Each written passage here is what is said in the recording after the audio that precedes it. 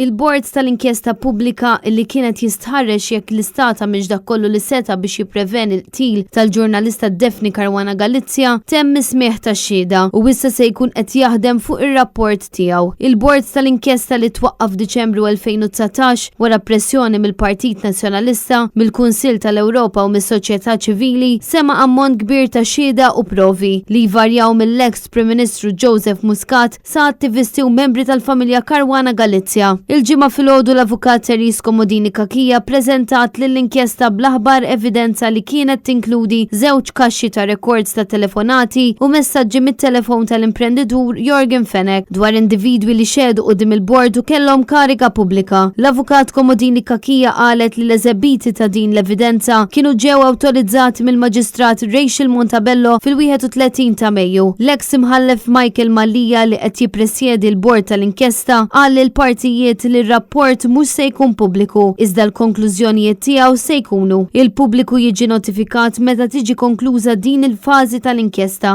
Il-bord kien magħmul mill-imħallef Mallija, il-prim imħallef emeritu Joseph Sajt Pulicino u l-imħallef Abigail O'Faro. L-avukat tal-Istat Chris Soler ippreżenta lill-Istat filwaqt li l-avukati Jason Azzopardi u Terris Komodini Kakija assistew lill-familja Caruana Galizia.